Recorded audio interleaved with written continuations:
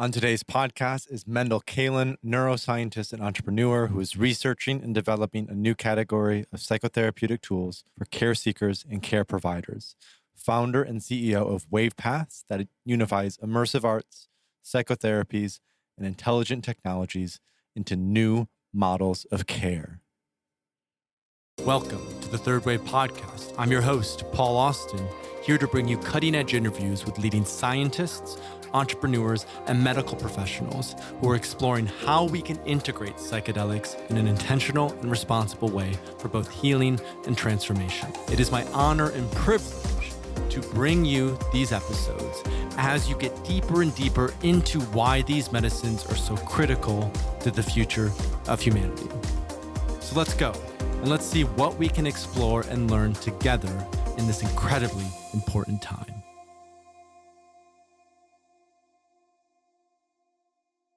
This episode of the podcast is brought to you by Apollo Neuro, the first scientifically validated wearable that actively improves your body's resilience to stress. I received my own Apollo Neuro at the beginning of COVID in March, and it saved my life. It was incredible to wear this little device on my ankle that helped me to regulate and stay in a parasympathetic mode. It was unbelievable. In fact, I wrote up a review on Third Wave about how Apollo is like a microdose on your wrist. It was developed by a friend of Third Wave, Dr. Dave Rabin, medical doctor and Ph.D., a neuroscientist and board-certified psychiatrist who has been studying the impact of chronic stress in humans for nearly 15 years. He is a pioneer in alternative mental health treatments and an active practitioner in psychedelic-assisted psychotherapy. You see, stress triggers the sympathetic fight-or-flight response of our nervous system, and Apollo activates your parasympathetic rest and digest response to help you bounce back from stress more quickly. It works by engaging with your sense of touch, delivering gentle, soothing vibrations that signal safety to the brain. It's been tested in multiple clinical trials and is proven to improve heart rate variability, the key biometric of stress. Apollo doesn't track your health. It actively improves your health and is safe and effective for adults and children alike. All you need to do to get 15% off your Apollo Neuro device is go to apolloneuro.com/third wave. That is apolloneuro.com/third wave, and you can get your Apollo Neuro device for 15% off, special for Third Wave listeners. Third Wave's podcast is brought to you by Magic Mind, called Silicon Valley's new morning elixir by Forbes. Do you want more creativity, flow, and energy in your day-to-day routine? Then go to magicmind.co and get the 2-ounce shot that contains 12 magical ingredients scientifically designed to improve your productivity. I've been using Magic Mind over the last couple months to reduce my morning coffee, and it works like a charm. With matcha, lion's mane, and several other nootropics, it lifts you up and doesn't burn you out. So if you're interested in Magic Mind, go to magicmind.co and enter promo code THIRDWAVE to get 10% off your first order. Listeners, welcome back to this episode of the Third Waves podcast. I am with Mendel Kaelen, Ph.D. and neuroscientist from Imperial College, who is now the founder and CEO of WavePaths, which is a web app and algorithmic music product that unifies immersive arts, psychotherapies, and intelligent technologies into new models of care. Mendel and I met for the first time around in 2018. I think it was the week after Burning Man, and we connected for a call, or right after Burning Man when I was still at the hotel in Reno, coming out of the burn. We hopped on an initial call. I was in the Netherlands and the UK a couple months later for Synthesis, and we ended up having lunch together, did a fundraiser soon after that in London, which Mendel came to. And so we've just been close friends and entrepreneurial sort of mirrors for the last couple years, and we've been meaning to do this podcast ever since then, and had to reschedule a couple times, and finally got it on the calendar. And I'm so happy that we did. You know, this podcast goes through Mendel's early journey growing up in the Netherlands, and you know, his path in undergrad and why he chose to pursue neuroscience and psychedelic therapies, into the research he did at Imperial College with Robin Carhart Harris and David Nutt, looking at music and meaning making and how that leads to certain therapeutic outcomes, and then into his journey as an entrepreneur, as founder and CEO of WavePath, and how through WavePath as a platform, they're creating a new standard for psychedelic music, and how a psychedelic music can lead to healing and transformation. And with on that project are, artists like Brian Eno, Greg Haynes, John Hopkins. There's several incredible artists that are part of that platform. And so in today's conversation, it was just a thorough deep dive into Mendel's past, why music is so important, what even music is, why it's so important, how music creates a container for healing, and why it's effective as a therapeutic modality. So why is music so critical as part of the healing process for depression, addiction, alcoholism? And then we go a little bit into sort of the vision of WavePath and what WavePath is building, and how you as a listener can get early access to WavePath, all these sorts of things. So fascinating dive today. And you'll sense the resonance and the mirroring and the closeness between Mendel and I throughout the conversation. So without further ado, I bring you Mendel Kaelen. Bring us into just present moment, kind of how you're feeling, where you're at, what's around you, how you're feeling emotionally, how you're feeling work-wise. Just like bring us as the audience into that, and then we'll flesh out from there. Sure. Well, first of all, it's just really nice to finally do this together with you. We've been trying to it is for quite some time. I think 2.5 years almost. Like we first connected mid 2018. When was the first time we met? Actually, when was that? Was it at the break? It would have been September 2018. 18, right? I don't think we've ever met in person. No, we did meet in person. We met in the UK. At the end of 2018. Yeah. But yeah, it's good to be connected again. And I'm calling in from Algarve, Portugal. I moved here 3 months ago in September, after having lived in London for 8 years.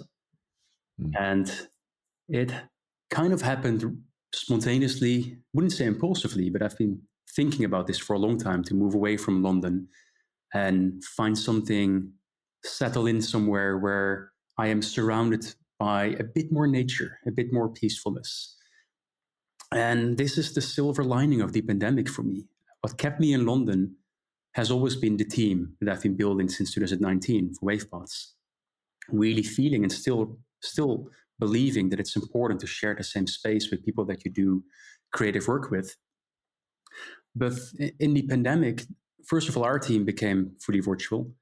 And then we, on top of that, started to hire people from different countries and continents as well. So I saw this second wave coming. And I said to myself, I'm not going to allow myself to be locked up in a gray, rainy city while everything that has been great about that city is gone in this pandemic, right? You can't go out, you're not allowed to see friends, all of these things. So I bought a one-way ticket. I'm here. I am learning how to surf. I adopted a dog. I'm making new friends.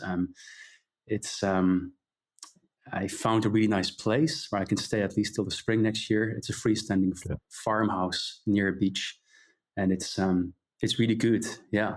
And in terms of where I am emotionally, I just start to reflect a bit more over the last few days, feeling the end of the year is dawning upon us.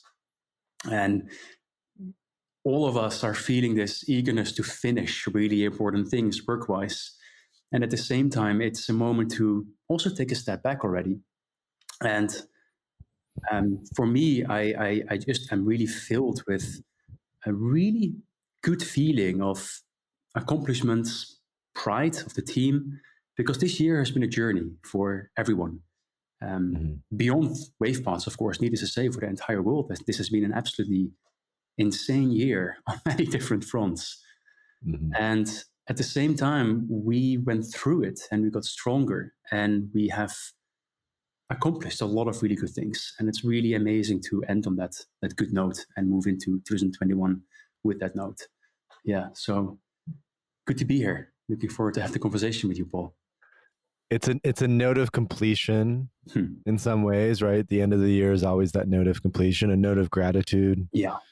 For even though this pandemic is happening, there's been so many beautiful developments in the psychedelic space, which we won't sort of go over right now, but psilocybin therapy legalized in Oregon. Canada is now, people in Canada, health practitioners can give psilocybin out. We're seeing drug decriminalization for cannabis at the federal level, and the crisis around COVID is only further amplifying what we knew was already there with the mental health crisis. And so I think, that's something that I've had a lot of gratitude for, is having the sort of foreknowledge of this is the future of psychiatric medicine. Right. This is a totally new paradigm. And there's now that sort of finally that energy and momentum that's coming behind all these really beautiful projects like Wave Paths in the psychedelic space. And I think that's just in itself something very personal for both of us in terms of, as entrepreneurs and CEOs and founders. It feels very reassuring to have that momentum. Yeah, it's definitely a great analogy to view the pandemic as some form of psychedelic that has, for many people, activated subconscious fears and concerns and conflicts that were in a way already there, but in a dormant state. And then when we look at our leaders, it seems to be that these are many leaders of many countries to have never experienced a challenging trip and cause the worst intervention you can have in a challenging trip, which is full-on panic and misinformation and confusion. Yeah. But I agree with you. I think on the long term, this pandemic is, of course, with the footnote that there has been a lot of immense suffering as well, and many lives has been lost, that on a larger perspective, I do believe that there are good consequences that can come out of this and are already coming out of this on the long term. Yeah, I will never forget these images of the Himalaya mountains that were suddenly visible in Nepal and different parts of India. I had similar experiences. And in London, the certain suburbs of London were suddenly flooded with curious goats, wild goats, and yet very similar foxes. Right. Yeah. Yeah. It's a reset. And for myself, like in 2019, I've been traveling crazy. I had so many flights all over the world, Asia, Canada, United States, different parts of Europe. And that all was good, and fun and important. It was all work related, and it's always a real, it's also always really exciting, especially when you visit a new culture. My first time in Taiwan was really amazing, for example, in Brazil as well. But like many have realized as well, maybe we don't need to travel that much. Maybe many of these meetings or even conferences can actually take place virtually to minimize some of the burden on our planet, for example. Cutting the busyness. Yeah, exactly. Minimize the burden on the planet, but also on ourselves. Yeah, it's a very good point. Which is, and there's an interconnectedness there, right? As above, so below. And I think that's what a lot of people are sort of reflecting on, is the state of the world, so to say, or the state of, nation states, or whatever you want to say. Yeah, it's just a reflection of kind of what so many individuals are going through in terms of sickness and being poisoned and, like struggling with disconnection, and there's a sense of existential loneliness. Right. And that feels like the sort of bigger task coming out of the pandemic are, what are the new structures and the new systems that really support human flourishing and human well-being, and what structures and systems support that, I think, more than anything, that inward process, that going inwards, that sense of developing a rich inner life, because we've realized sort of the futility of the being driven by consumerism and sort of external things. And that's where I think your work is so interesting, because a lot of this is about making meaning, right? A lot of the healing is about what are the new stories that provide meaning in our lives, and how is that meaning facilitated by, psychedelic therapy, and in particular, the music that's part of psychedelic therapy. And so I think that feels like, to drop into that rabbit hole a little bit, I'd love to just start with, your personal story of, I mean, obviously, you're running way past now, which we will get into a little bit later on in the conversation, but just kind of bring our audience into Mendel as an undergrad, 12, 14 years ago. And you grew up in the Netherlands, you're Dutch, psilocybin truffles have been legal there. Had you had some interesting experiences with those, and that sort of informed an academic path in psychedelics, or what was just sort of the evolution of you and psilocybin and neuroscience and music, and just kind of bring us into that beginning story, that origin story. Yeah. So just before I answer that question, when you talk about undergrad, what years are we talking about? Is that high school, basically, between 12 and 18, or is it like the first years of university? First years of university. Okay, would be a better way of putting that. The more European way of putting that. Yeah. So I grew up in Holland. I grew up in a small rural town, and eventually moved to the most nearbyest larger city called Groningen, to Groningen University, the north of Holland. And I guess like many 18 years old, when you are faced with this question of what you want to do in life, most people are not lucky enough to have the right guidance in making these big decisions. So I guess looking back at it, however, I think I did the right thing, and I was following my instinct. And my instinct was that I always felt a great connection with nature. I always have felt, as a child and as a teenager, greatly affected by the way we relate to our environments, more specifically the way we cause destruction in oceans and ocean environments and coral reefs. I've always been close to various animals and had many pets and all of that. So when I made that choice, I decided to study biology, marine biology more specifically, so the biology of the oceans. At the same time, I always had a very strong interest in consciousness, and more specifically in parapsychology, altered states of consciousness, kind of experiences that are not really well covered in modern textbooks. And I felt fascinated, and particularly by a book by, a series of books by a guy called Robert Monroe, who had these spontaneous out-of-body experiences and learned how to master them, and then traveled through these, in his words, astral realms, and did all sorts of wacky and interesting experiments. And I just got so fascinated by these stories, and I realized, well, wait a minute, if there's truth in this seems to be a really unexplored frontier in consciousness, or in neuroscience, or in any kind of modality that is concerned with understanding the human mind.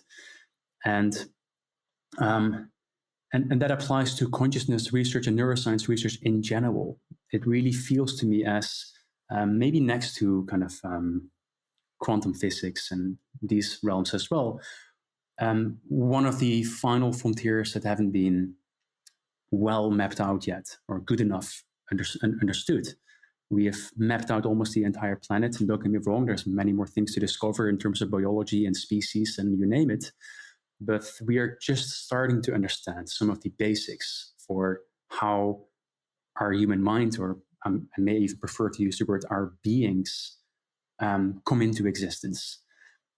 So that was always there, that interest. And I was a little bit disappointed by marine biology, and I decided to, because in essence, I was just studying algae in these artificial tanks, and the teachers were not really encouraging. They said, well, it's very hard to do the research you want to do. I wanted to work with sharks and coral reefs, and so I needed to focus on algae and CO2 measures, and I found it a little bit boring. So yeah, I switched. I switched to neuroscience for that reason. That was before I even got interested in psychedelics.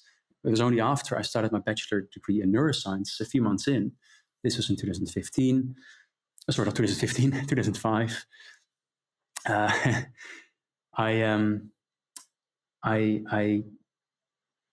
was still part of an online forum, a metal music forum more specifically.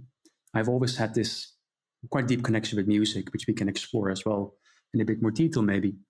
but I played various instruments, and very soon, especially when I got 16 years old, got really into this habit of just continuously being curious about discovering new genres, new artists, new bands, new ways of listening to music. And music became a very important thing in my life. But I was a bit of a loner in that in high school. There was nobody else around me that appreciated the same kinds of music. But I had this musical forum online where I was just had these virtual friends where we would kind of discover new discoveries and discuss new discoveries, and it was really fun. Anyway, I brought that into my university year and its second year, and there was this topic. This is quite a nice. There's a lot of detail here, but I'd like to illustrate the beauty of randomness, I guess. There was this topic, and I posted that the whole topic was about your study choices, and people were talking about what they were doing. And I said, I studied marine biology, and now I'm doing neuroscience, but I'm thinking of maybe adding some psychology courses because I really like to understand the mind better. And then there was this random character that answered and said, if you want to understand the mind, maybe it's better to take some acid rather than study psychology. And I didn't even... Best advice ever. Best advice ever. Well, I guess that's a discussion, but for sure, yeah. I guess both do well together, I would argue, right? This is, again, a whole field in itself, but there's so much to learn from Western psychotherapy traditions. If you look at my library, it's not only neuroscience, it's actually the large majority are the giants of psychotherapy and philosophy. And would it be Jung and Freud, or even going it's back? Jung, Carl Rogers. Jung, Freud, Carl Rogers, Eric Fromm, Rollo May, Irvin Yalom, Milton Erickson, Eric Erickson, many so many audience. Sorry? There's so many Erics. Yeah. Abraham Maslow. Yeah, like all the way from the classic psychodynamic traditions towards post-Freudian, humanistic, transpersonal, Stan Grof, of course. But to take a step back, that made me curious. I knew very little about drugs in general. I never touched cannabis, never touched a cigarette. I got drunk once when I was 15 and I didn't like it, never touched alcohol since. Started to read about psychedelics and got absolutely fascinated by the history, the rich history in which these psychedelic plants and medicines are embedded. And what particularly fascinated me was their link with shamanism, their link with origins of various religions. And that made me really curious, and it made a lot of sense to me that all of these spiritual traditions, of many of these spiritual traditions, have ways of altering their consciousness. And that can be done with psychedelic plants and mushrooms and cacti, and it can be done with music. And in most cases, it's being done in combination with those both. So I read everything I could. There was very little research back then. It makes me sound quite old, but it also is illustrative of how quick this field is changing, because the only research I could find back then was basically papers by Franz Vollenweider and a few others, Jordi Riba, that basically indicated that these compounds are physiologically very safe, and the main risks are in the psychological components, but you can prepare yourself to provide some protection against these potentially challenging and negative experiences. So, long story short, I had my first experience with magic mushrooms, and they were still legal back then in Holland as well. They were made illegal in 2008, I believe, or 2007. And that experience, just without going into too many details, was life-changing in the real meaning of that word. People afterwards always ask me what happened to me. They saw and experienced a different person. And when I reflect back on it, it's very clear that I changed from someone that was becoming very much of a depressive nihilist, I would even say, that didn't really saw meaning in life or hope. I was reading Schopenhauer and related philosophers, and became this atheist, not just an atheist, but an atheist that also didn't saw any reason even to think about meaning making, because everything would be an illusion at the end anyway. So what changed in that psychedelic experience was first of all, really clearly feeling that there was something inside of myself that was withholding me from connecting with beautiful opportunities in life, like connecting with new friends, connecting with my inner creativity. And I also felt that there was something in life that I could surrender to. And the moment that I opened myself up to that, it felt as if I was carried by life itself, like a force in life itself. And I could trust that force itself. And it felt ecstatic. And I was just lying on the floor, curled up in ecstasy. And there were a few people that were staying sober. In that, there was a group context, and I remember this one guy that was getting really concerned, and he made this drawing for me of like a beach and people on the beach being really happy, and the sun was shining, and he was trying to cheer me up and get me out of that, quote unquote. And I saw the image, and I immediately understood that he's trying to communicate, and that he wasn't understanding what I was actually going through. So I accepted the artwork, and I still have that artwork. Actually, it's still part of my library.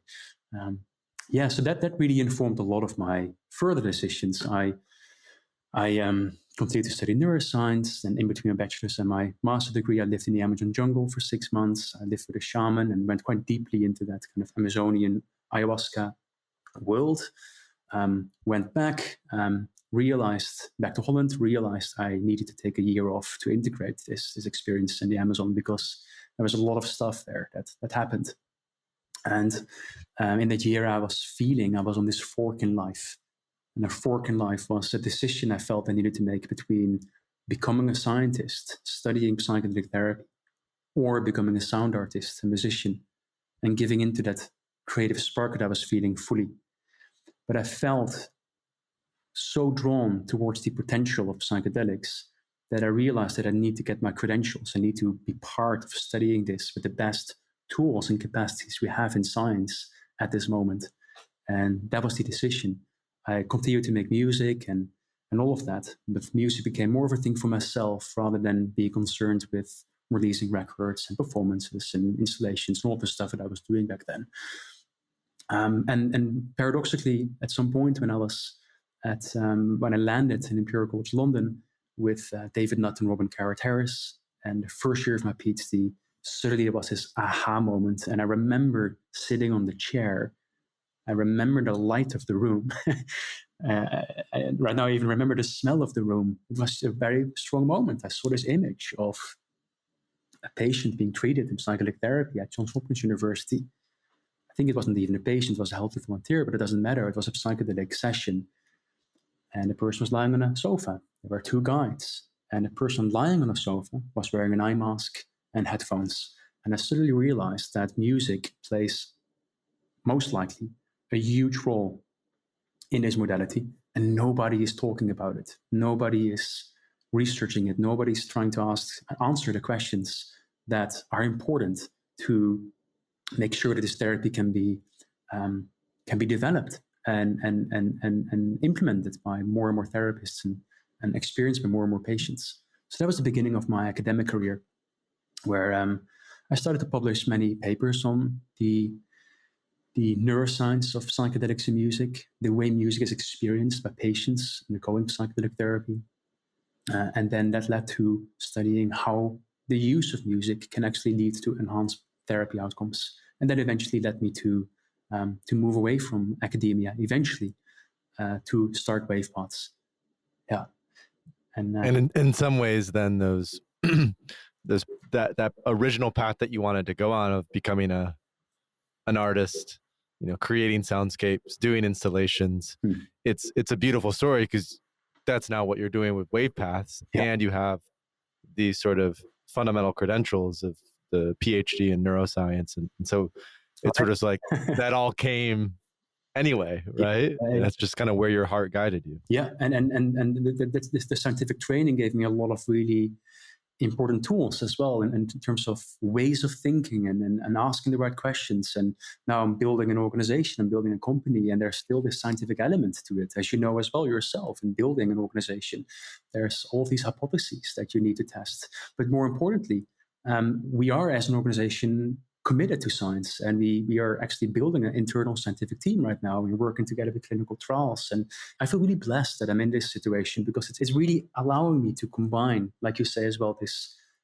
creative urge with the urge to really contribute something scientifically, creatively impactful to this emerging psychedelic therapy community. And it's fantastic. We work with a lot of artists. We work with a lot of artists, including musicians and designers and architects and engineers. And it's in essence, a very creative endeavor. I just realized I was way beyond undergrad, by the way. That's what we wanted. That was perfect, Mendel. You're such a good storyteller. It's very thorough. It had the nice sort of, this is the mushroom trip. Reflecting on what you just shared with us, I think there are a couple personal reflections that I have. One is that we're both Dutch farm boys.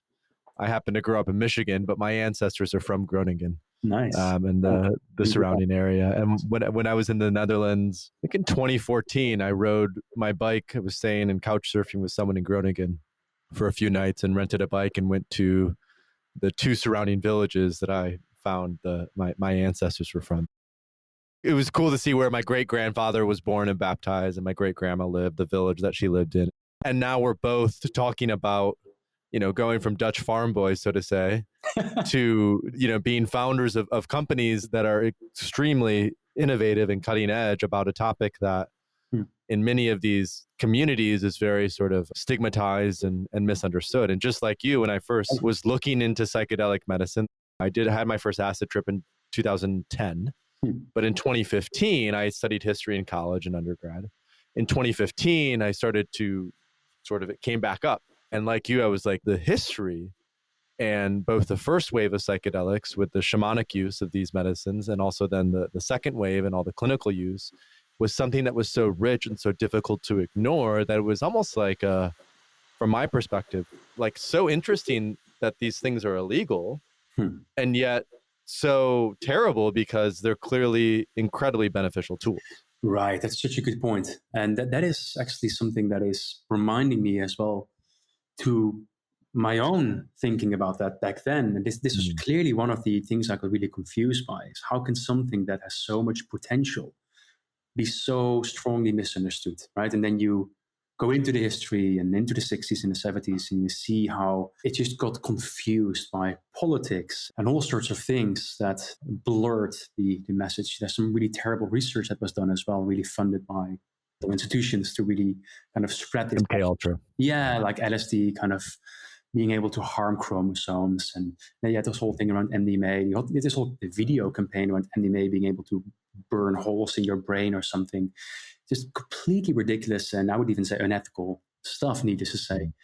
But you can see how those mainstream propaganda efforts have such strong ripple effects in the perception of people widely, and how it's so important to be patient for that reason as well when you speak with people that don't maybe have the knowledge or the experience that we have. I come from quite a religious background, for example. My whole family is very Christian, religious. You too? Okay. Oh, yeah. Me too. So whenever I'm at a wedding or whatever, and you speak with family members and they ask, what are you doing? I just, very soon, to be honest, very soon when I was at university, I found the courage and the ease to just tell what I'm interested in. And what I realized is if I focus on the therapeutic and the medical potential in the wake of so much human suffering, even the most strongest religious person that I've been speaking with then seemed to be able to grasp this idea that if you have a physical surgery that you need to undergo, you will also get a drug, right? Morphine, which is virtually heroin. And in that context is the drug that is really helpful in your healing journey. And so in discussions, I sometimes even ask the people, would you say no to morphine then, right? If you undergo a heart surgery or whatever. And of course, people wouldn't do that. I mean, there's probably some far out cases that do that, but very few.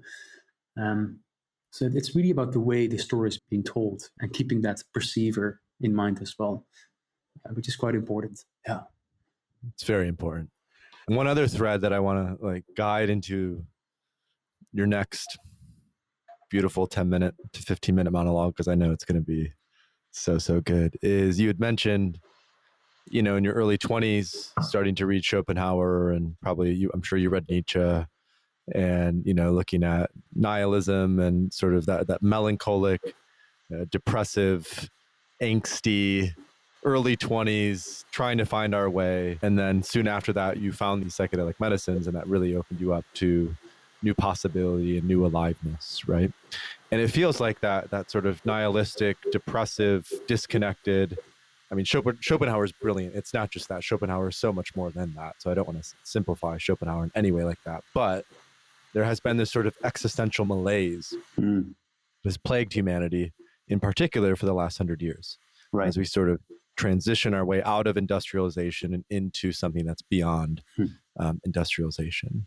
And so I'd love if you could walk our listeners through a few things that I'm going to tie together, right? A lot of people would say, especially who are familiar with psychedelic medicine, that this existential malaise is what's responsible for the rise in addiction and the rise in alcoholism and the rise in depression and the rise in anxiety and the rise in mental health generally can be tied to this existential malaise, if you will, this sense of not where do we find meaning, we feel disconnected, what's it worth living for anyway, et cetera, et cetera.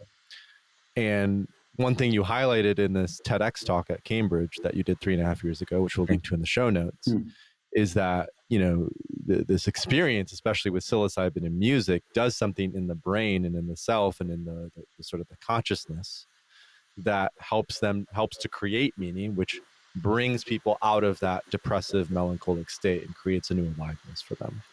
So I'd love if you could just, from a neuroscientific perspective, drill down into that a little bit. Right.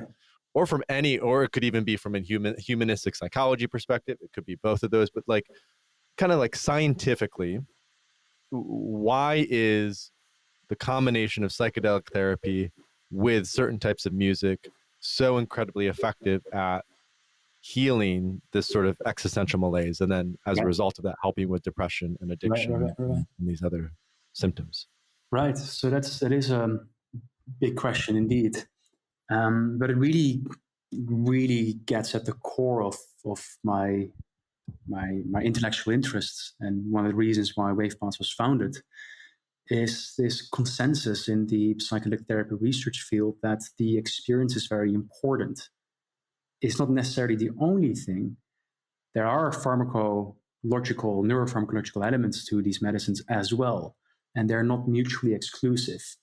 But if you simply ask, in research, and this has been shown in many different studies, if you ask patients, how intense was the experience? And you ask through a well-established questionnaire what kind of experiences patients have. When you simply ask around the intensity, you don't find that strong relationship between intensity and positive therapy outcomes. And that is because in the psychedelic experiences is a wide repertoire of experiences that we can have, in the same way that we can have a wide repertoire of experiences in life. Right? You can experience, I would say, in principle, everything on a psychedelic. Love, hate, fear, anxiety, beauty. But there are certain experiences in this psychedelic experience that are related to positive therapy outcomes. And you look at those experiences, peak experiences, autobiographical insight, the capacity to access certain feeling states that have been repressed or pent up for way too long. All of those experiences seem to have in common that they are personally meaningful. They are personally significant. They have to do with the worth and the safety and the thriving of your being. And when you look into and this is, of course, what many researchers found so fascinating about psychedelics, and me myself as well, when I first got into psychedelic therapy research, is, wow, there is something here that you can offer to someone that suffers deeply. And then that person is changed by it. And it's not dependent on this agent for change. There's actually an independency that grows afterwards because it's changing something much more fundamental. But when you look into that, there is actually not so much mysterious going on, because our brains literally evolved to do these kind of things. Right? And this is I already did some kind of breakdown of this idea in my TED Talk, and that TED Talk was actually already I was playing with wave paths. Already I was recognizing this as an important thing, and eventually in 2018 I started to do it. But this idea that through our lives we are continuously acquiring new experiences, and these experiences are, and I'm actually realizing I'm picking up a sound bit from a TED Talk 3.5 years ago, these experiences are remembered. But more importantly, these experiences are not remembered in an explicit way only, they're also remembered in an implicit way. And what that means is, just to unpack this, there are two different learning systems we have in the brain, an explicit learning system and an implicit learning system. The explicit learning system is primarily concerned with recalling episodic memories of the past, or things like semantic knowledge, symbolic knowledge. The implicit learning system is primarily concerned with, and it literally means learning through experiencing. And learning through experiencing was originally identified by Eric Kendall, who won the Nobel Prize for identifying this mechanism and building forward on it. And it means that certain aspects, primarily aspects that are autonomous or at least require autonomy in terms of information processing, require on experiencing. We can only learn how to ride a bicycle by riding a bicycle. We can only learn how to tie our shoelaces by tying our shoelaces. We can only learn how to feel safe in the arms of a loved one by being in the arms of a loved one. We can only learn that we are worthy of love by experiencing that. So when you look at psychedelic therapy research, these are, and some psychotherapists would refer to these, at least some of them are corrective experiences, right? Maybe you have not experienced that kind of love that is needed for your human development, and suddenly you can experience that. And maybe you haven't felt the capacity to be hopeful for so long, and suddenly you feel hopeful again. And then in doing that and experiencing that, these pathways will be available again and can be reinforced again and again afterwards. So the important aspect here, however, is what you alert to as well, is this capacity of meaning making, because many different meanings can be made from our experiences. And this is also illustrating the importance of sometimes, in many cases, I would even say, especially when you suffer deeply, having these experiences with some professional guidance, because you can create new constructed meanings that may be even more counter-therapeutic, and it may be even more harder to get rid of them, because there's many different ways of attributing meaning and interpreting your experiences.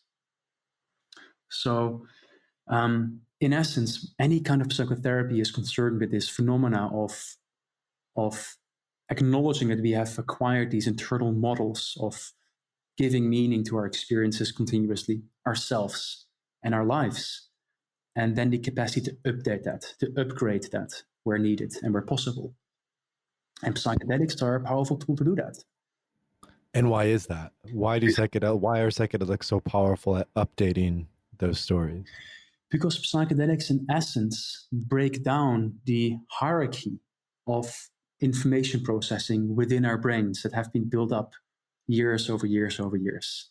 So the brain is a strongly interconnected hierarchical system with lots of nested hierarchies within it. And it's learning how to do these things automatically over and over again. And that's exactly what it's programmed to do.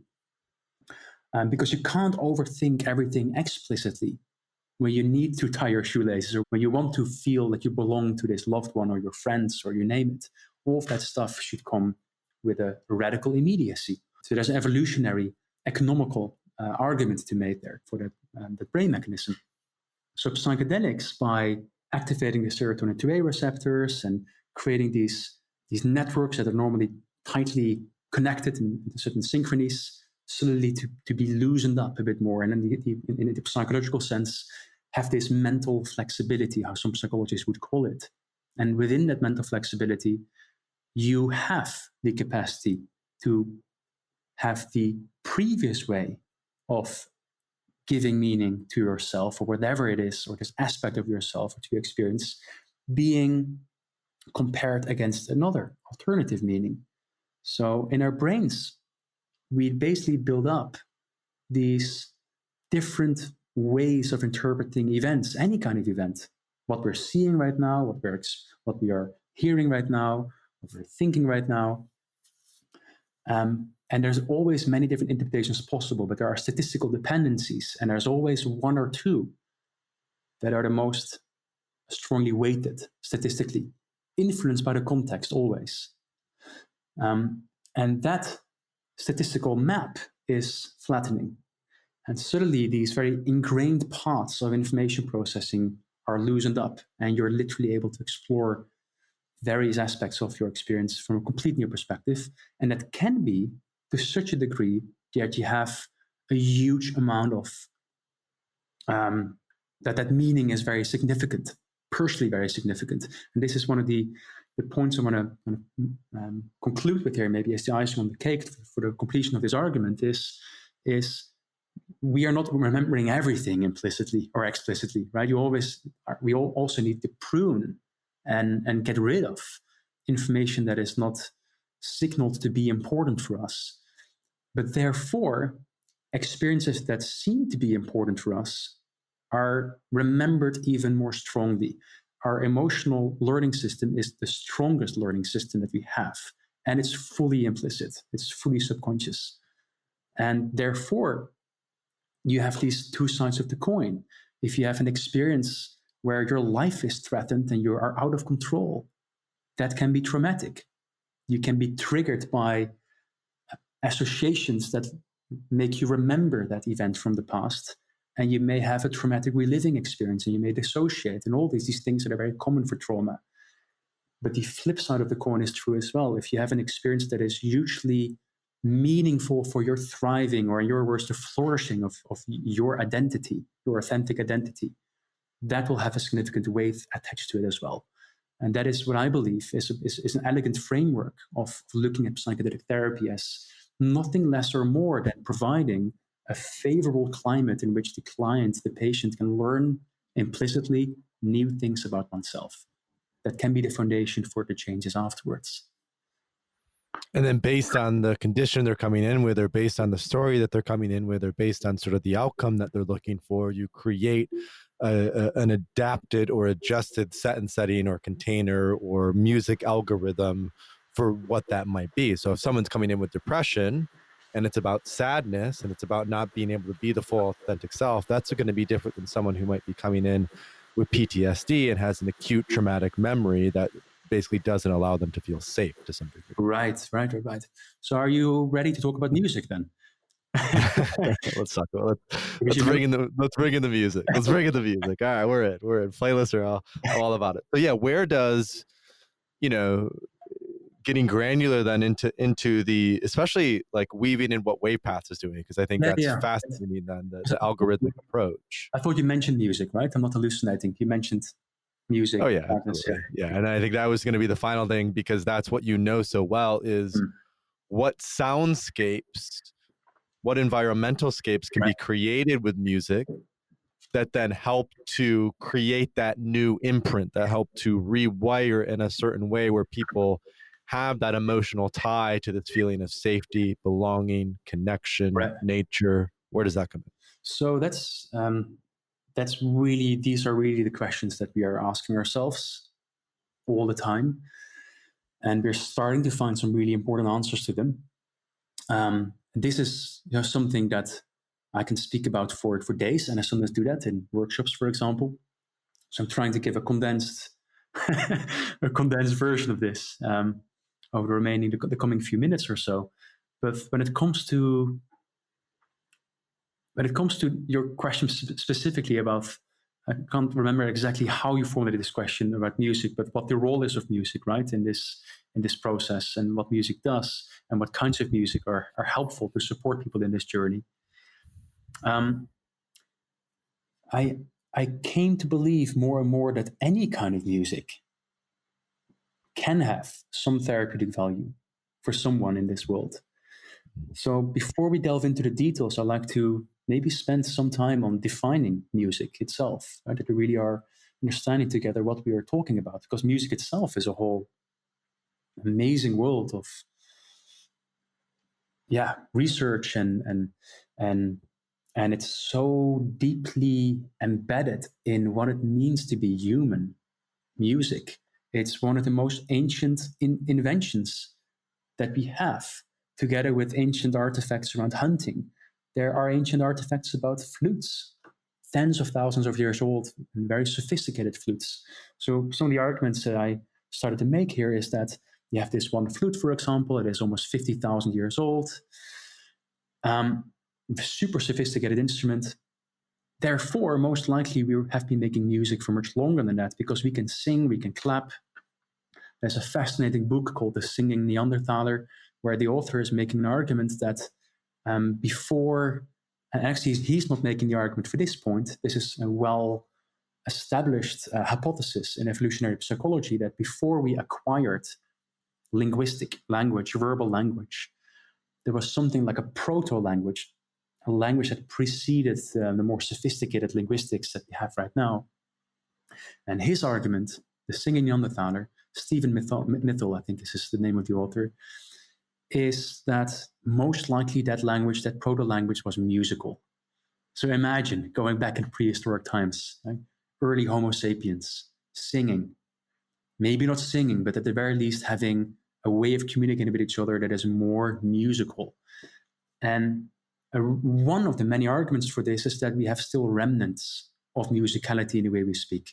Right now, when you and me are speaking, we use elements of music. We use, right now, pause, intonation, rhythm, tone color, melody. Like all of those things are part of the way we communicate with each other. And we have still primal remnants of this as well. When we laugh, for example, when we are angry, our sounds become more dissonant. When we like food, we say, right? There's all of these, there's a whole library of sounds that we are still making that are very primal and most likely a remnant of that past of ourselves. So with that said, but kind of recognizing and acknowledging this depth that music has in our society, right? And then we can go into how music is being used in our society. Right? It starts with infants being born into this world, caregivers around the world, every single country that this has been studied, caregivers, mothers in most cultures, but not only mothers, caregivers in general, sing lullabies to babies. And they also speak in motherese, how psychologist Daniel Stern would call this, not Chinese, but motherese. And what that means is, "Ooh, little baby, are you there? Are you sad? Are you hungry? Do you want to have some food?" Right? We are going to speak in a way more exaggerated way, because instinctively we understand that babies respond to that. These musical features in the way we communicate with each other. And this is fascinating because babies only really learn to speak kind of when they're 2 years old, I guess. I'm not sure if I'm making any radical statement here. I don't have kids myself, but if I'm correct, that's when kids start to speak, right? Around the 2-year hallmark of development. But before that, they're musical. So, and then we have music being part of almost every single spiritual tradition that you can think of. And music has come to play many different functions in our lives. And but according to Bruno Nettel, the founder, according to many people, the founder of the ethnomusicology movement, in his first book on this topic called Music in Primitive Culture, I think it was written in the 50s, makes this point that when you study the history of music, the origins, and you look at traditional societies where most likely these traditions are well preserved for a very long period of time, you see that when it comes to the professions within a culture, being a priest, being a shaman, and being a musician are the same thing in many cultures, many traditions around the world. So, and then when you look at psychedelic ceremonies traditionally, you have Icaros, you have peyote songs, you have the Hunikuin in Brazil that have their own songs, and many others around the world that have songs as an integral part of the psychedelic experience. So just with that historical context in mind, let's move to the role of music and why we use music in psychedelic therapy in our Western world.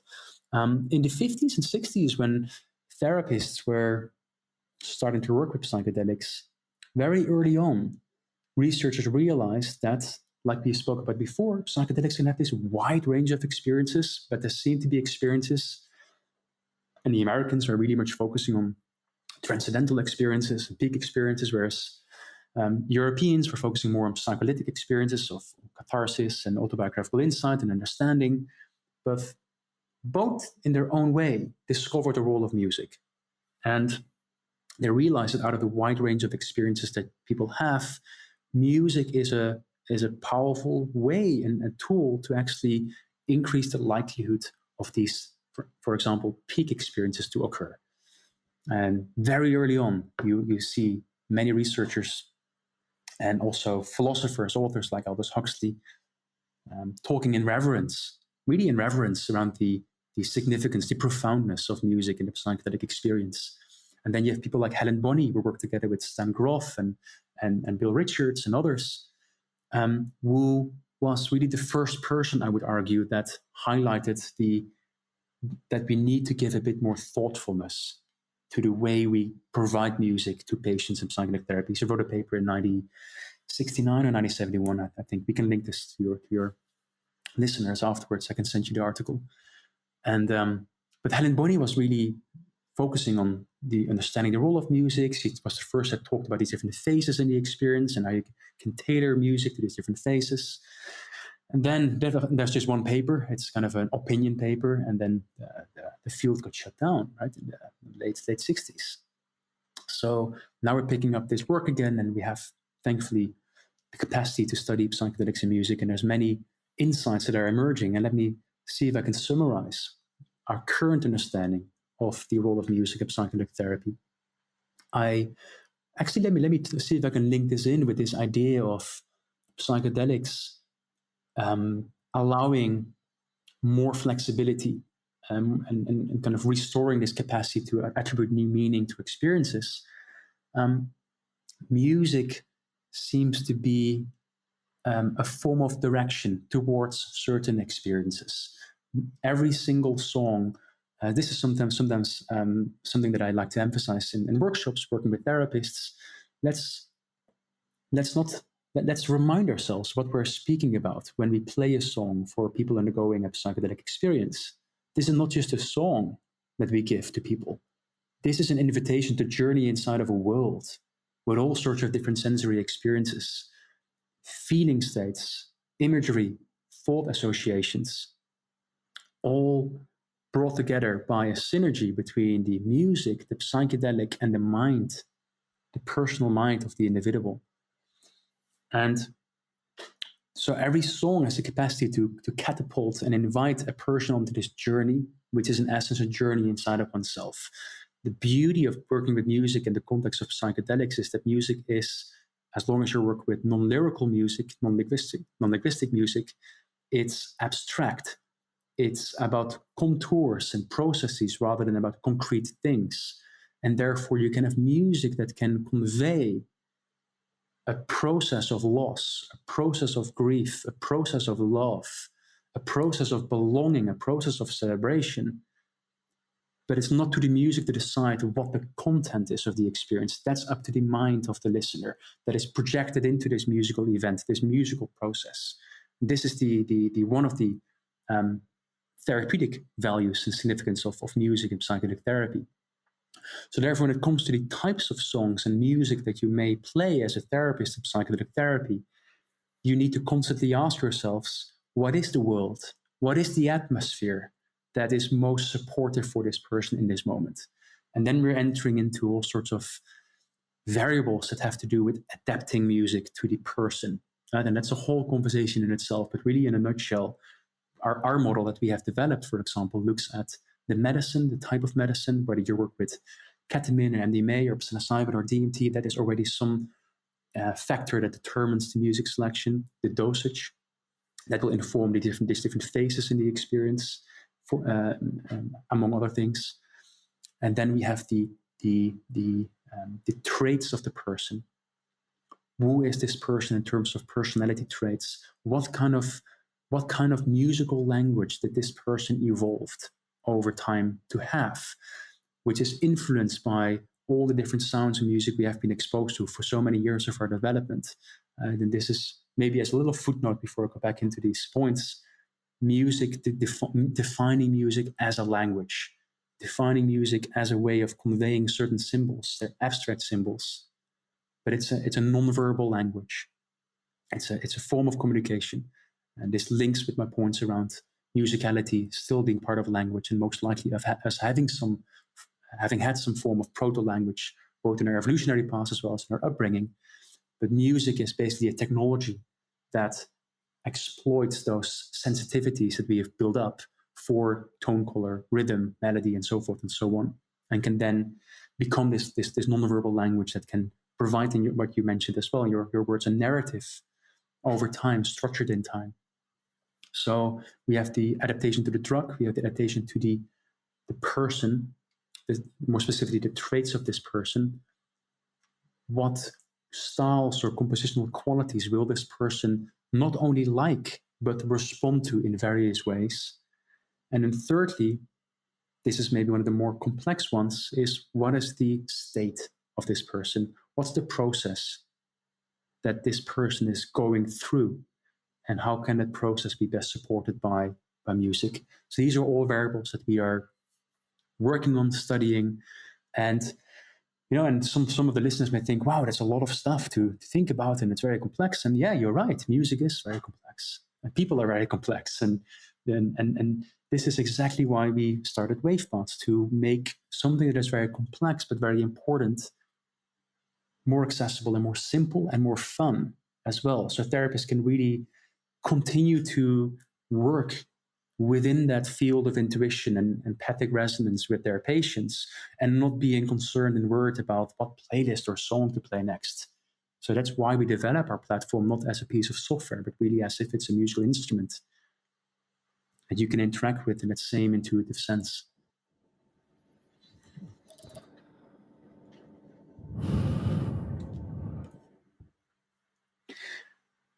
And just maybe to add while you breathe, one point to it is, the reason why I mentioned the term instrument is because this is what shamans are doing. Shamans are making our instruments. At this point about the priest, and the shaman, and the artist, and the healer being one profession, is I think something that we can receive some inspiration from. And I really believe that this new generation of facilitators, of therapists, will need to have a new toolkit to their disposal, a toolkit that is equipped to work in synergy with this psychedelic experience, or maybe even be a psychedelic itself, like music, I believe, is a psychedelic itself. So we really need the modern equivalent of what you may call the archetypal shamanic instruments of the past, like the drums and the rattles, but the modern equivalent that does not have any of that historical link. Not that I want to break that link, don't get me wrong, I don't want to break that really important link, but it's important for us in our modern times to think what music may be most reflective of the language, the cultural language, and the personal languages we have built up over time, and find the right support systems for that language. And there's much more to say about that, but this is really the essence of what we're aiming to do, is building these instruments basically for therapists.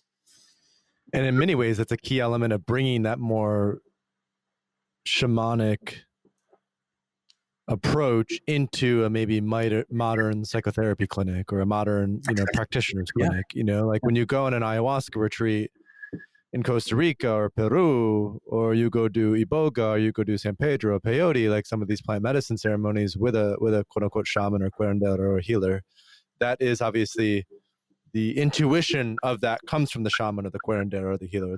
They're in touch with the spirit. They're channeling whatever they need to channel, and that's coming out, and they're moving with that vibrational energy, that vibrational frequency, and that's where a lot of the healing can come from. And the fact is, a lot of people who are exposed and who work with psychedelics over the next 10 years will not do that in necessarily an indigenous or a retreat center.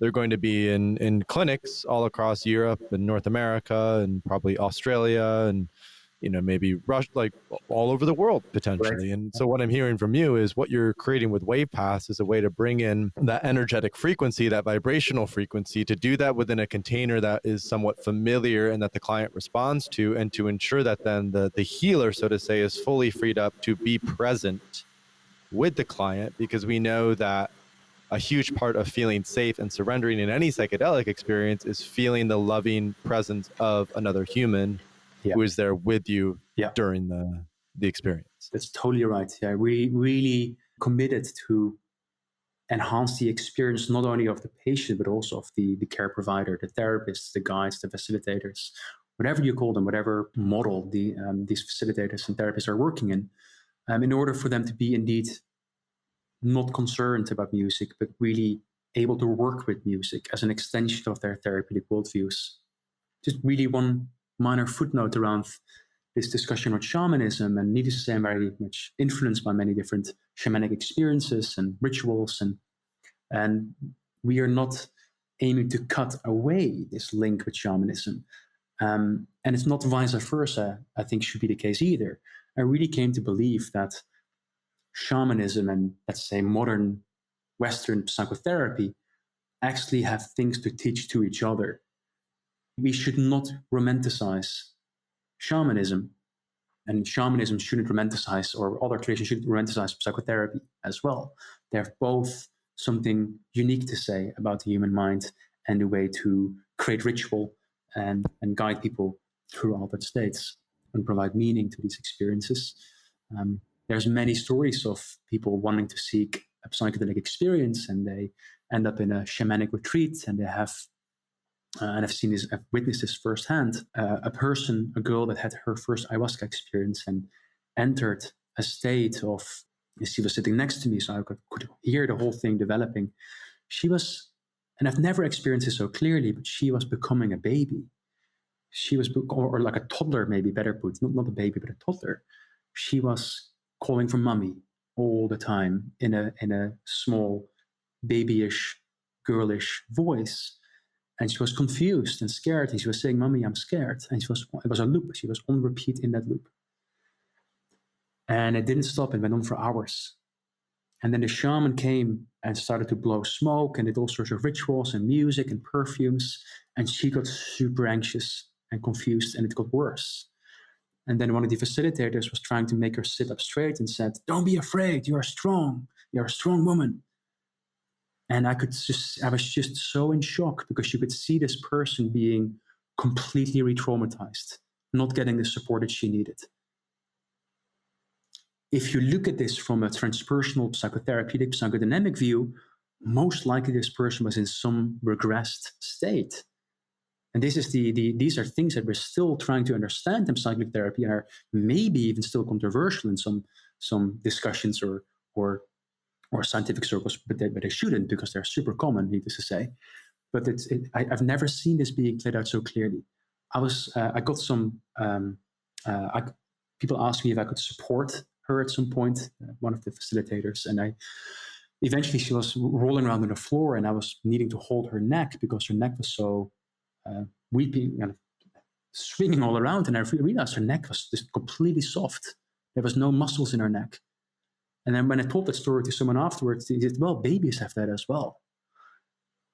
And I was just completely blown away by all of the similarities coming together. Now, this girl was brought outside. They threw cold water in her face. Like, the whole thing was terrible. Eventually, she fell asleep, and she woke up. She was perfectly fine, and she doesn't remember a single thing about this episode. But this is an example of someone having a particular kind of experience that can be worked with when you have that therapeutic training at hand. But if you purely operate from this worldview of spirits and energy, it may not be the right intervention for this particular person. And there's many examples like this. And the same thing around with psychotherapists. I think many modern models of psychotherapy are also not well equipped for psychedelic therapy. So what we'll see over the coming period is a really interesting set of models and insights and understandings that will keep developing over the coming decades and maybe even decennia, centuries to come. Who knows? Well, and I think that's where I'd love to sort of put the final note on this conversation. We have about 15 minutes left, and I'm going to milk it because whenever I Mendel for 90 minutes, I am so ecstatic. That brings us into this final part of this, which is you're now working on wave paths. This has been a project that you've been working on, from what I understand, for about 3.5 years now. I think when we connected in late 2018, you had already raised some investment. You're raising more investment now. You have a team that's working on this algorithmic, music platform for both practitioners and individuals who want to work with this. So just bring us, let's put the founder, CEO Mendel hat on, the visionary hat on. Sure. What is the vision of wave paths, and how does that vision intertwine with sort of the evolution of this third wave of psychedelics, with the next sort of the psychedelic renaissance, the next 10 years as it'll sort of unfold from your perspective? Sure. Yeah. Our vision is that we can, as a culture, reignite our innate capacities to heal ourselves. And we believe that providing experiences as medicine is a very important way to do that. And that's a very powerful way how to do that is by music, and more broadly speaking, design, architecture, light, really going beyond music as well.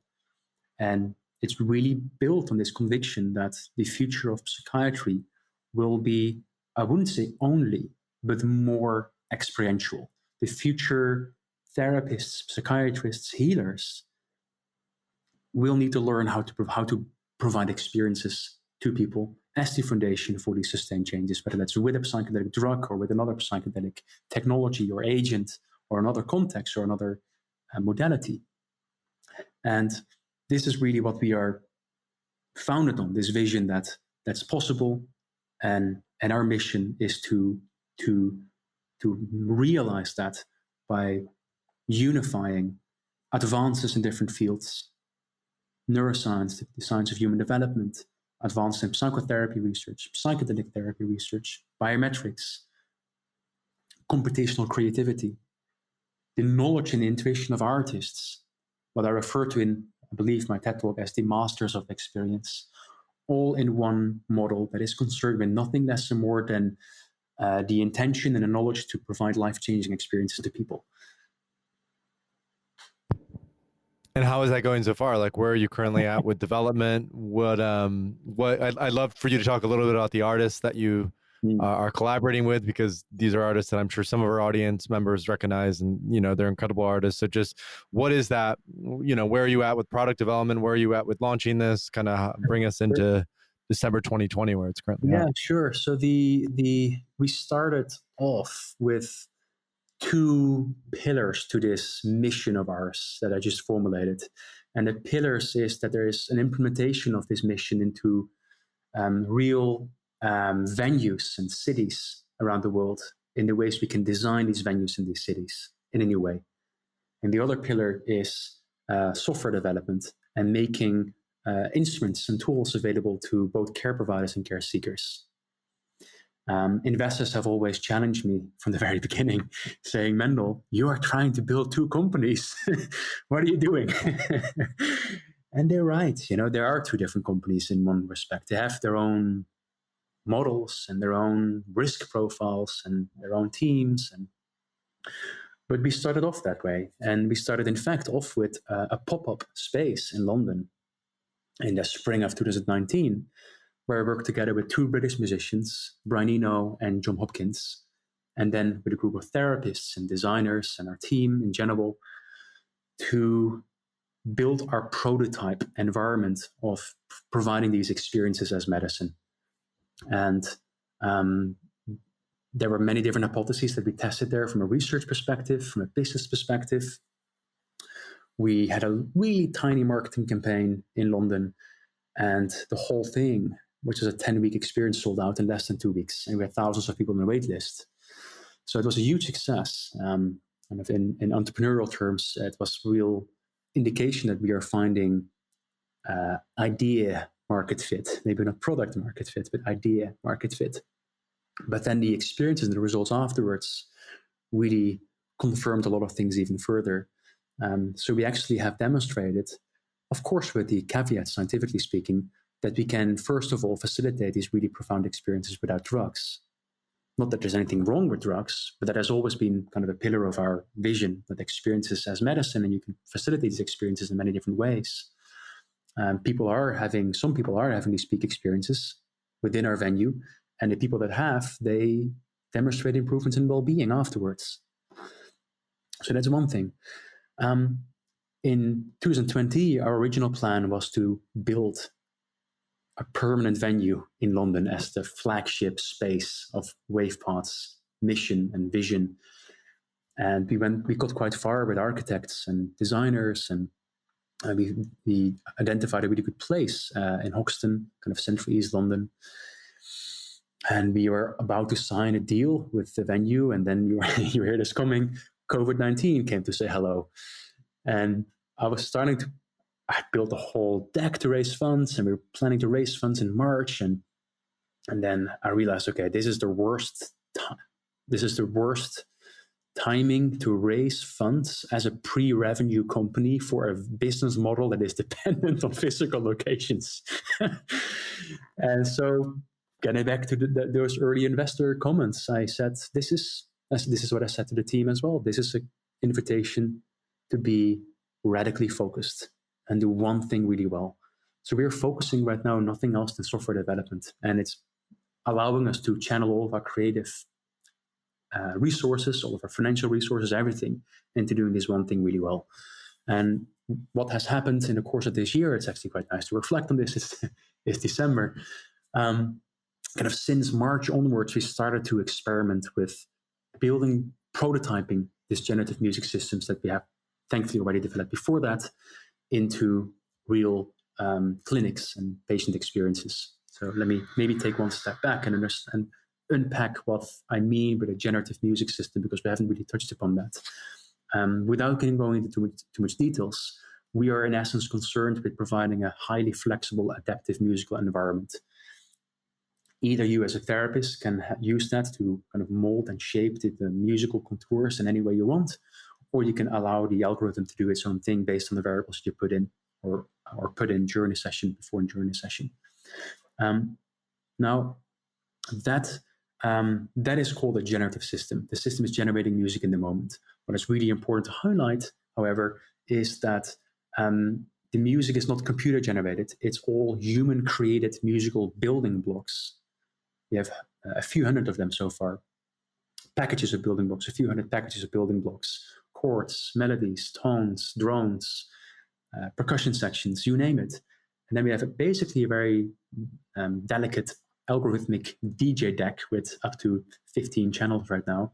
Based on the tagging system, it's able to recombine these musical components into a real composition in real time, and maintaining both the aesthetic qualities of the artistic vision of the artist that created it, as well as the smoothness and adaptivity to continuously be able to change anything you want, basically, in that music. So that's a system we have developed. We have prototyped it in many clinics over the last months. And actually right now speaking, last month we reached 150 patient experiences we are supporting per month. These are primarily ketamine clinics.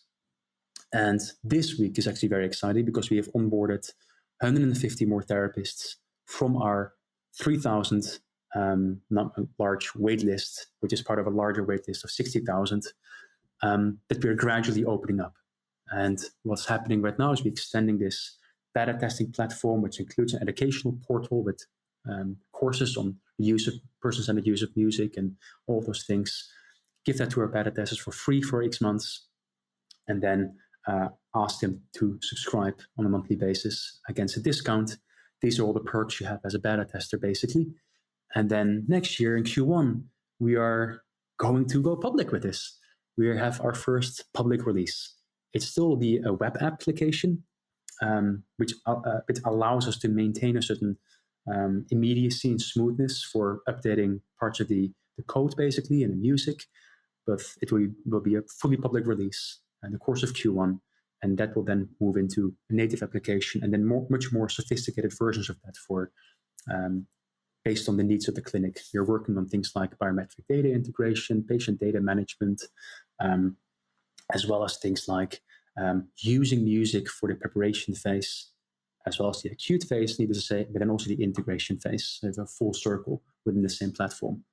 And care seekers can have a care seeker version of the platform that allows them to use music for the betterment of their well-being and mental health. And they can also be referred, if they're interested, to clinics locally or retreats locally that are using the WavePath system as well. So really look at both sides of the market, the puzzle. Yeah. The entire ecosystem, right? Because there will be a both and process of that. The same thing we think about that with third wave. You will have the people who have major depressive disorder or treatment-resistant depression or alcoholism who are going into a psychiatric clinic or who are receiving this healing, who have, at least in the United States, the insurance system is a little funky, who maybe have a little bit more of disposable income. But we also have a lot of people who just fucking grow their own mushrooms, and they're like, okay, I want to sit at home, and so having a beautiful thing like WavePaths that's algorithmic, that's music, is perfect. And that's what's so beautiful, I think, about what you're creating, what David Champion with Maya is creating, what we're doing with Third Wave, what even Dylan is doing with Mind Bloom, is there's all this sort of hubbub about these companies going public and raising tens of millions of dollars, and which is important, and infrastructure and drug development and clinical research, all that is great. But what I love about what the sort of the companies that I mentioned and what we're doing is we're really looking at what's available now. How do we create that ecosystem, and how do we ensure that we build tools that are accessible to anyone and everyone, regardless of socioeconomic status, and regardless of regardless of credentials or PhDs or whatever. We really want to make something, a product that's so profoundly helpful that anyone can use it and find benefit from it. Yeah, you're completely right. Yeah. It's important that this is available to anyone who, independently of your economical status or your race, or at least the educational materials are available to everyone, because not everyone may benefit or should take psychedelics. Let's put it out there as well. But I think this is what's really good about what you guys are doing at Third Wave within this global Third Wave, is really focusing on the educational content, which is absolutely foundational. It's critical. Well, Mendel, I want to be respectful of your time. We're reaching the 10:30 mark, which I think is 3:30 in Portugal. You're 5 hours ahead. We've been meaning to do this for 2 years now. It was well worth the wait. I'm so glad that we had a chance to drop in for, this is a little bit longer than we go for these podcasts, but there's just too much richness. We could probably keep talking about this for another 3 hours, because there's that sort of intricacy that we can both go into, and we'll save those for, private conversations when I come down to hang out with you and surf in Portugal. So I think as a final note, where people can find out more about WavePaths, if you have sort of an early access sign up, looking for the web app, what's sort of a good step in terms of finding out more details about you, WavePaths, and what you're working on? So the best is to go to our website. There's various signups and wait lists for both our native application for the public, our therapist tool, the research that we are doing. But we're also, we have a social media team internally. We're active on social media, including Twitter, Facebook, Instagram. So if you just look at WavePaths, you will find these different pages on these different platforms. I myself am only available on, I'm only active on Twitter. I deleted Facebook a few years ago. Yeah. The right decision. Yeah. You're a pioneer even in that way. Great. So WavePaths, and that's wavepaths.net? Wavepaths.com. Wavepaths.com, and then you're on social at WavePaths. Mendel can be found on Twitter. Kaelen on Twitter. Yeah. We'll get you an Instagram one of these days, but I am on Instagram actually, but I'm not using it for WavePaths or even socially. I just use it to edit photos and videos. Oh, cool. And people like it. I get followers, and people should feel free to follow me on Instagram, but it's not WavePaths related. Okay, good. Well, Mendel, again, thank you so much, and it was an honor to do this with you, and I'm just so impressed with what you've built, and getting a PhD is awesome, and then kind of spelunking that into an incredible startup that is doing what you're doing is phenomenal. So just thank you for all the work and everything that you're creating. Thank you. I feel humbled to do the work and grateful for the invitation, and I really enjoyed the conversation. Thanks, Paul.